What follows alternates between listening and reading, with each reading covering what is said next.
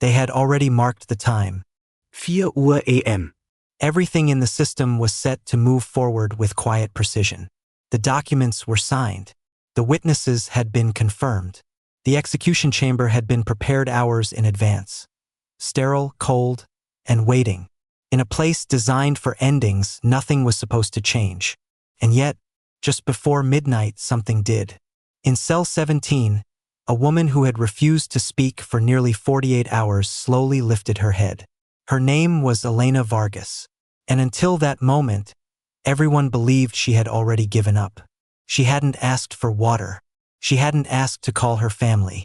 She hadn't even responded when the prison chaplain had stood outside her door earlier that evening, offering to pray. For years, Elena had made one thing very clear. If God exists, she once told a guard, her voice sharp and hollow, "He left me a long time ago." So when she finally spoke again, her voice caught the officer off guard. It was quiet, almost steady, but there was something in it that didn't belong to the woman they thought they knew. "Please," she said. The guard leaned closer to the bars, unsure if he had heard correctly. Elena's eyes didn't move. She stared straight ahead into the dim light of the corridor. "Bring me a rosary." The words hung in the air. For a second, no one reacted, because nothing in her record, nothing in her past behavior, suggested she would ask for something like that. Not now. Not with only hours left before the execution. The officer hesitated. Then, almost instinctively, he stepped back and called for the chaplain. What happened after that request didn't stay inside cell 17. It moved, quietly at first, a faint scent that no one could explain, a stillness in the hallway that made even the most hardened guards lower their voices. And one man, a corrections officer who had worked on death row for over 12 years, would later say that what he felt standing outside that cell that night was not fear. It was something else, something he hadn't felt in a very long time. Before we continue, leave a comment telling us where you're watching from and what time it is there right now, because stories like this travel across borders in ways we don't always understand. And what happened in that prison, just hours before Elena's execution, may change the way you see the final moments of a life, not as an ending, but as something far more unexpected. The corridor outside cell 17 had a sound of its own, not loud, not chaotic, just a low, constant hum, fluorescent lights buzzing overhead, distant footsteps echoing off concrete, the slow mechanical click of metal doors opening and closing somewhere far down the block. It was the kind of sound you stopped noticing after a while, unless something changed. And that night, something did. Officer Daniel Reeves had worked death row for 12 years, long enough to recognize patterns, long enough to know how inmates behaved on their final night. Some cried, some prayed, some shouted until their voices broke, and some, like Elena Vargas, went completely silent. But silence like hers wasn't normal. It wasn't fear. It wasn't resignation. Felt heavier than that, like the air around her cell had thickened. Daniel noticed it first when he made his usual round just after 11:40 p.m. He slowed slightly as he passed cell 17. Not because he meant to, but because something subtle made him aware of the space in a way he couldn't explain. Elena was sitting on the edge of her bed, back straight, hands resting on her knees, eyes open, not moving, not blinking, just waiting. He had seen that posture before, but never like this. There was no panic in her face. No anger. No desperation. Only a strange, unsettling stillness, like she wasn't counting down the hours anymore, like she was listening for something no one else could hear.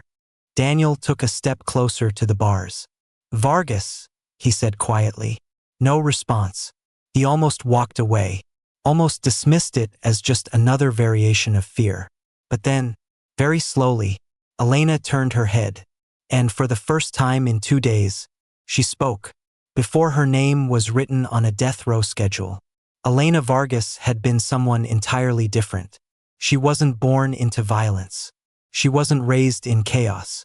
If you had met her 10 years earlier, you would have seen a woman who moved quietly through life, the kind of person people trusted without thinking twice.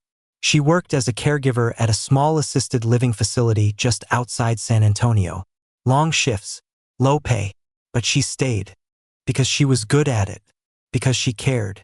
The residents remembered her voice more than anything.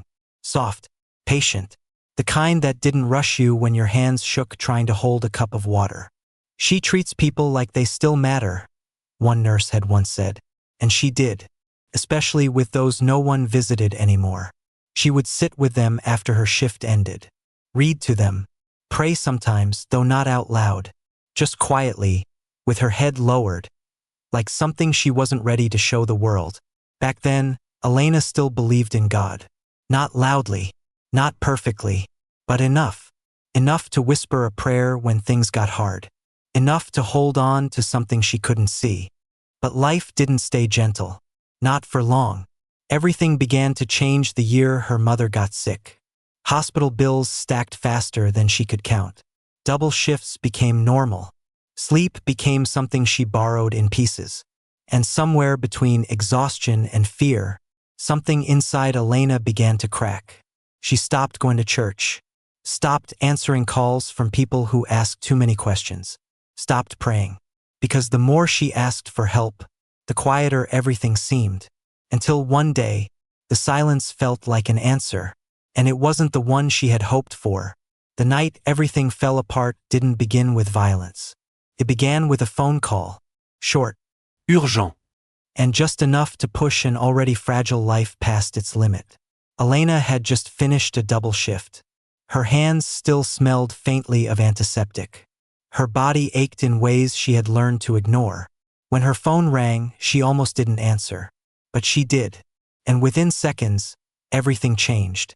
Her younger brother, Mateo, had been picked up again. Another fight. Another charge. Another situation that needed money. Fast. He was all she had left. After their mother passed, Elena had promised herself she wouldn't let him fall, no matter what it cost. That night, the cost came due. What happened next would later be argued in court for weeks. Reconstructed. Rewritten. Reduced to timelines and statements. But the truth never fully settled. Elena drove across town just after midnight, to a house she had never been to before.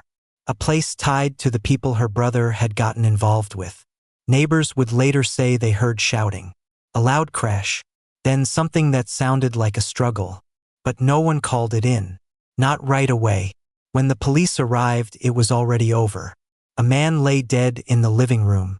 Elena was still there. Standing. Not running. Not hiding. Just standing in the middle of the room like she didn't understand how she had gotten there. The weapon was on the floor, close enough, clear enough, and from that moment on, everything moved quickly, too quickly.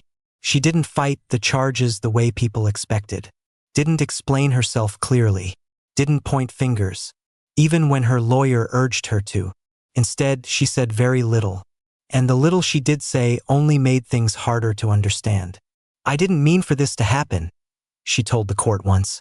"But I was already too late. Too late for what?" She never explained. And over time, the silence around her story began to turn into something else. Something heavier. Something that followed her all the way to death row. A version of the truth no one could fully prove. But no one could ignore either. Prison didn't break Elena all at once. It wore her down slowly. Day by day.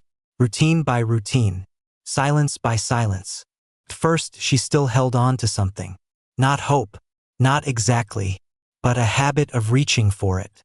She would sit on the edge of her bunk at night, hands clasped loosely together, eyes closed. Not always praying, but remembering how to. Trying to. Some nights, words came. Short, fragmented, barely more than whispers.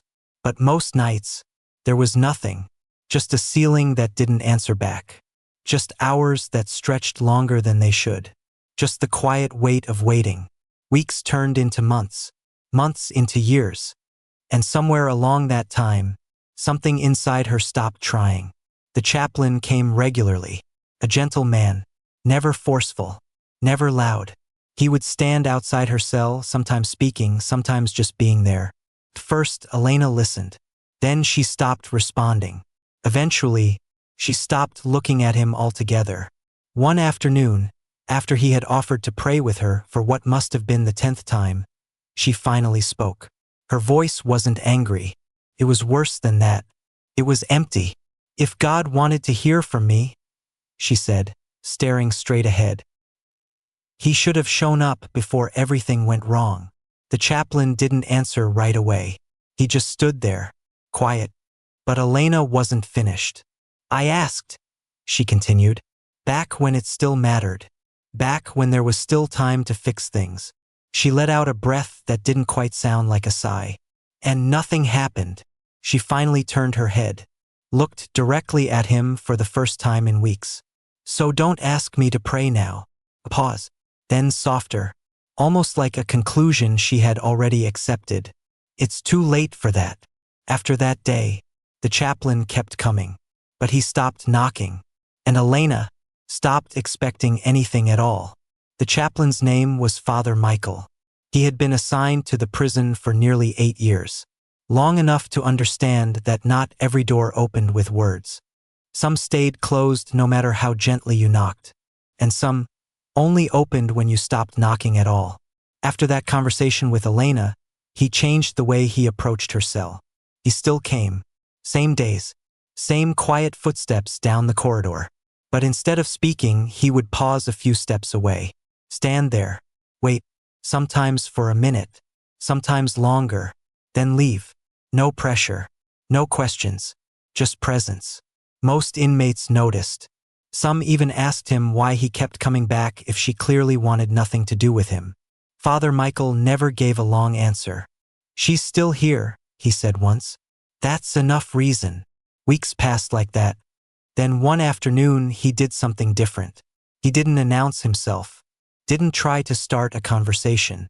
He simply walked up to cell 17, reached into his pocket, and gently placed something on the narrow ledge just outside the bars.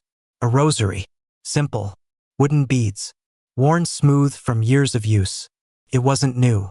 It wasn't perfect. But it had been prayed with. Many times. Elena noticed it immediately. Of course she did. But she didn't move. Didn't look at him. Didn't acknowledge it. Father Michael stayed for a moment. Just long enough to see if she would reach for it. She didn't. So he nodded once, almost to himself, and walked away. The rosary remained there for the rest of the day. Then the night. Then the next morning. Untouched. Until sometime in the afternoon during a routine check, one of the guards quietly removed it and handed it back. "She's not going to take it," he said. Father Michael looked at the beads in his hand, ran his thumb across them once, then gave a small, almost unnoticeable smile. "Not yet," he replied. The memory didn't come all at once. It never did. Not in a place like that. Started small. A fragment. A feeling that didn't belong to the cold, concrete world around her. Elena was lying on her bunk, staring at the ceiling, sometime past midnight. Sleep had become something distant, unreliable, and in that quiet space between exhaustion and rest, something shifted. Not outside, inside. She closed her eyes, not expecting anything. And that was when it surfaced. A room. Warm. Soft light falling through a half-open window. Curtains moving gently with the breeze. She hadn't thought about that place in years. Her grandmother's house. She could almost hear it again. The faint ticking of an old wall clock, the quiet creak of wooden floors, the distant hum of voices from another room. And then, something else. A scent. Faint, but unmistakable. Roses. Fresh. Clean. Completely out of place in the memory of a small, modest home. Her grandmother used to sit by the window in the late afternoon, rosary in hand, fingers moving slowly from bead to bead, never rushing, never stopping halfway. Sometimes Elena would sit beside her, not praying, just watching. "Why do you always finish it?" Elena had asked once, her voice small, curious. Her grandmother had smiled without looking up. "Because when you begin something with her," she said softly, "you don't walk away before the end." Elena shifted slightly on the thin mattress. Her brow tightened. The memory felt too clear. too close. And for a brief moment, that scent of roses didn't feel like something she was remembering. It felt like something she was experiencing. Right there, in the cell, her eyes opened. The ceiling was still the same. The walls hadn't changed. Everything was exactly as it had been. And yet, something inside her chest moved. Just enough to remind her of something she had buried a long time ago. The official notice came without ceremony. No announcement. No warning. Just a document delivered through routine channels, stamped and final. Execution scheduled. 4 a.m. The date had always been somewhere in the distance. Possibility. Something that existed, but not yet. Until it wasn't. By the time the paper reached cell 17, the entire block already felt different. It wasn't something anyone said out loud. But death row had its own rhythm. And when a date became real, that rhythm changed. Doors closed more quietly. Voices dropped lower. Even the guards, men and women trained to remain unaffected, moved with a kind of careful distance, as if stepping too loudly might disturb something fragile. Officer Daniel read the notice twice before folding it back. He had done this before, many times, but there was always a moment, brief, almost unnoticeable, when it stopped being routine and became personal. He walked to Elena's cell just after the evening count, stopped in front of the bars. For a second, he considered softening the delivery, choosing different words. But procedure didn't leave much room for that. "It's been scheduled," he said. No response. Elena remained seated on her bunk, her gaze fixed somewhere just beyond him. Daniel hesitated, then added, quieter, "Tomorrow morning." Still nothing. No reaction. No questions. Not even a shift in posture. If anything, she seemed calmer than she had been in weeks. That unsettled him more than anything else. Most inmates reacted, even the strongest ones. But Elena didn't. She simply sat there, as if the information had passed through her without leaving a mark. As if the countdown everyone else could feel no longer applied to her. Daniel lingered a moment longer, then stepped back. But as he turned to leave, something stayed with him. Not something he saw, not something he heard, just a feeling, faint, difficult to name, like the space around that cell had begun to change in ways he couldn't explain. And for the first time in years, he wasn't sure he understood what was about to happen next. Night fell differently on death row. It always did. But on the final night, pressed closer, heavier, as if the darkness itself knew what the morning would bring. Inside cell 17, time stopped behaving normally. Minutes stretched. Seconds lingered longer than they should. Every sound became sharper, more defined. The distant roll of a cart. A door locking somewhere down the hall. The faint shift of fabric as someone turned in their bed. Elena sat with her back against the wall, knees drawn slightly inward. She hadn't laid down. Not once. Sleep wasn't an option anymore. Not tonight. Her eyes moved slowly across the small space around her. The bed, the sink, the narrow strip of floor she had walked 1,000 times over the years. Everything looked the same, and yet, nothing felt the same. She tried to breathe evenly, tried to keep her thoughts from racing, but they came anyway. Fragments. Moments. Faces she hadn't allowed herself to remember in years. Her mother, her brother, her grandmother, fingers moving quietly across a rosary. Elena swallowed hard. Her chest tightened, not with fear of death, but with something deeper, something she hadn't expected to feel again. Regret. Not for the outcome, not even for the sentence, but for everything that had been left unfinished. Everything she had pushed away, ignored, buried under years of anger and silence. Her hands trembled slightly. She pressed them together, trying to steady herself. It didn't work. A breath caught in her throat, then another, and suddenly, without warning, the stillness inside her broke. Tears came fast, quiet at first, then uncontrollable. She bent forward, covering her face, shoulders shaking with a weight she could no longer hold back. For the first time since the trial, Elena cried. not because she wanted to live, but because she didn't want to leave like this. Empty, unanswered, alone. Her voice barely made a sound as it escaped her. Not a prayer, not yet, just a whisper, fragile, uncertain, almost like a memory trying to return. I don't know how. A pause, then softer, as if speaking to someone she wasn't sure was still listening. But I don't want it to end like this. And somewhere in that moment, the decision began to form. It was just before midnight when Elena finally spoke. Officer Daniel was halfway down the corridor when he heard it.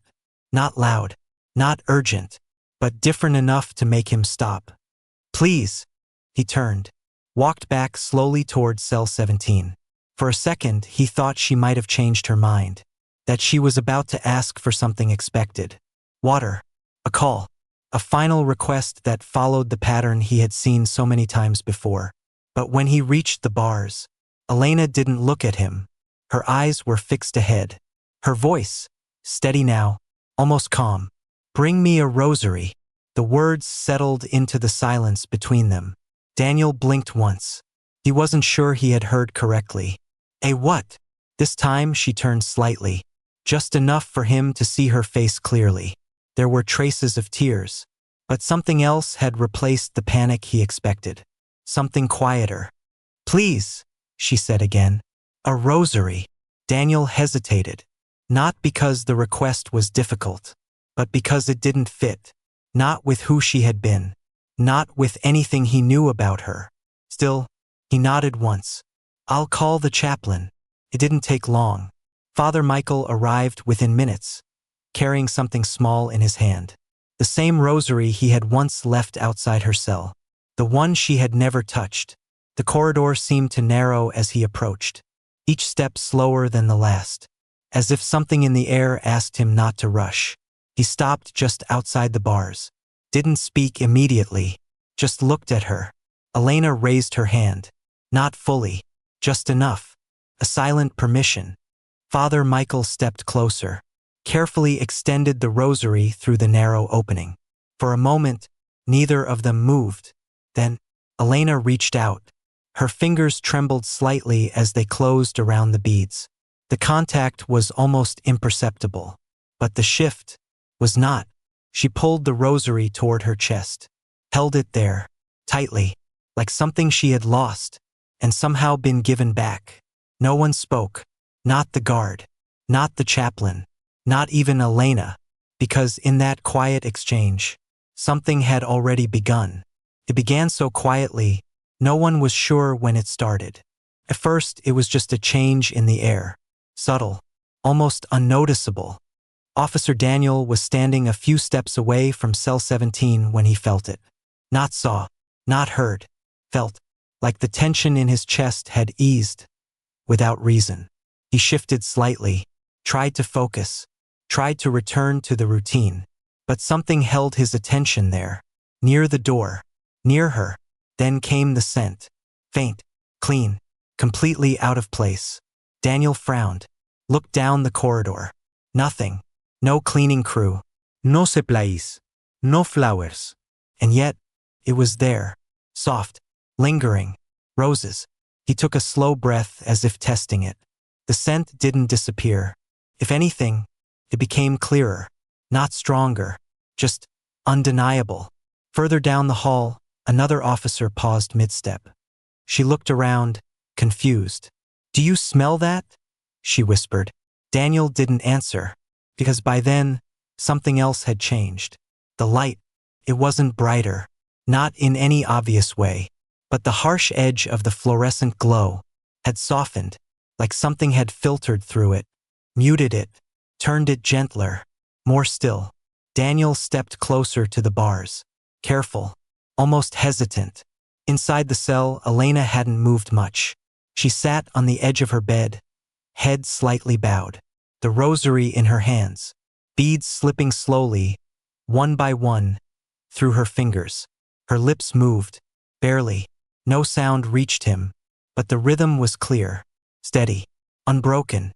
And for reasons he couldn't explain, Daniel didn't interrupt, didn't call out, didn't follow protocol. He just stood there, watching, listening to a silence that somehow felt full. And for the first time in 12 years on death row, he wasn't thinking about what would happen at 4 a.m. He was thinking about what was happening right now. And why? It didn't feel like an ending at all. No one could say exactly how long it lasted. Minutes, maybe longer. Time had begun to lose its shape. Inside cell 17, Elena's fingers continued to move along the rosary, bead by bead, slow, steady, unbroken. At some point, her breathing changed, deepened, smoothed out, like something inside her had finally stopped resisting. Father Michael noticed it first. He had seen many people pray before, in fear, in desperation, in bargaining. But this was different. There was no urgency in it. No panique, no trying to hold on. It was surrender, complete. And then, Elena stopped, not abruptly, just gently. Her hands rested in her lap, the rosary still wrapped loosely around her fingers. Her eyes remained closed for a moment longer, then opened. Slowly, she looked up, not at the walls, not at the door, but somewhere just beyond them. Her expression had changed, not dramatically, not in a way that would shock at first glance, but enough that everyone standing outside the cell felt it at the same time. The weight was gone. In its place, something lighter, something they couldn't name. Elena turned her head toward the bars, toward Daniel, toward Father Michael, and for the first time in years, she spoke without hesitation. "I need to tell you the truth." The words were calm, clear, but they landed with a force no one expected. Daniel straightened slightly. "What truth?" Elena held the rosary tighter, not out of fear, but like an anchor. "That night," she said, her voice steady, "I wasn't supposed to be there." A pause. "I went to get my brother out." Her eyes didn't waver. He was already hurt, badly. And the man in that house, he wasn't alone. Daniel felt his chest tighten. This wasn't part of the record. This wasn't what had been presented. There was another person, Elena continued. He ran before the police came. Silence filled the corridor. Heavy, unavoidable. "I tried to stop it," she said softly, "but by the time I got inside, it was already over." Her voice didn't break, but something deeper moved beneath it. "I stayed," she added, "because Matteo was still breathing. I thought if I left, he wouldn't make it." Daniel took a step closer. "That's not what the report says." Elena nodded. "I know." A breath, slow, measured. "I didn't say anything." "Why?" For the first time, her eyes lowered. Not in shame, in acceptance. "Because I thought it didn't matter anymore," she said. Then, quieter, "because I had already lost everything." The silence that followed was different. Not empty, not tense, but full of something none of them could deny. Elena looked back up, and this time, there was something unmistakable in her voice. Not fear, not regret. Peace. "I'm not afraid anymore." She glanced down at the rosary, then back at them. "Whatever happens in the morning." A small breath, steady. "I'm not alone." And in that moment, no one in that corridor could explain why, but they believed her. Dawn didn't arrive suddenly. It never did inside those walls. There was no sunrise to watch, no horizon to mark the passing of night. Only a subtle shift, a quiet light pressing through narrow windows, barely touching the edges of the corridor. By 3:40 a.m., everything was in place. Witnesses had been escorted in. Officials stood ready. The room prepared hours before now waited in complete stillness. Procedure moved forward, exactly as it always had. And yet, nothing felt the same. Inside cell 17, Elena stood calmly as they came for her. No resistance. No hesitation. The rosary still wrapped around her fingers. Officer Daniel noticed it immediately. He had seen countless final walks, some filled with fear, some with anger, some barely held together. But this was different. Elena walked as if she already knew where she was going. Not just physically, but entirely, as if something ahead of her was no longer unknown. Father Michael walked beside her, quietly, not leading, not guiding, just present. At one point, Elena turned slightly toward him. "Will you stay?" she asked. Her voice was soft, but certain. "I will," he replied. She nodded once. That was enough. The doors opened. The final room stood waiting, cold, precise, unchanged. But as Elena stepped inside, a faint scent followed, so light it could have been imagined. And yet, Daniel noticed it again. Roses. He didn't say anything. Neither did anyone else. Because in that moment, no one trusted themselves to speak. Elena lay down as instructed, hands resting over her chest. The rosary still held gently between her fingers. Her eyes moved once more across the room. Not searching, not clinging, just seeing. Then she closed them, and for a brief second, just before everything moved forward, her lips shifted, a whisper, too soft to hear, but unmistakable in its rhythm. Prayer.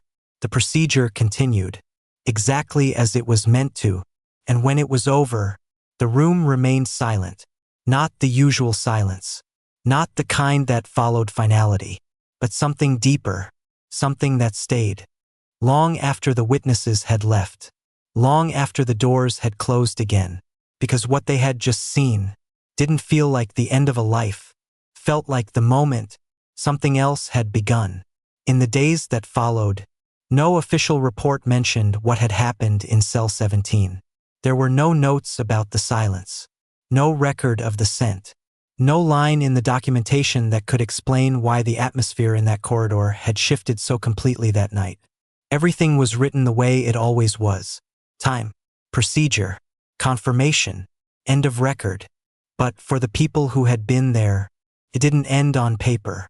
Officer Daniel returned to his post the next evening. Same hallway, same routine, same sound of metal and light. And yet, he paused when he reached cell 17. Just for a second. Long enough to notice something he hadn't before. The space didn't feel empty. Felt remembered. He stood there quietly. Then, almost without thinking, he reached into his pocket. What he pulled out wasn't part of procedure. A small rosary. Simple. Worn. He didn't say anything. Didn't pray out loud. But his fingers moved. Slowly. One bead at a time. Further down the block, another inmate had asked to see the chaplain. For the first time in years. Not to argue. Not to refuse. Just to talk. Father Michael kept the rosary Elena had held that night. Not as evidence. Not as proof. But as something else. A reminder that sometimes, the moment everything seems finished, is the moment something unseen begins. And maybe that's the part we don't always understand. That peace doesn't always come when things are fixed. Sometimes, comes when something deeper is restored. If this story touched you, write rosary in the comments. And if you've ever felt peace arrive in a place where it shouldn't have been possible, share your story below. Subscribe to The Quiet Miracles, and be part of a community that believes even in the quietest moments, grace is still at work.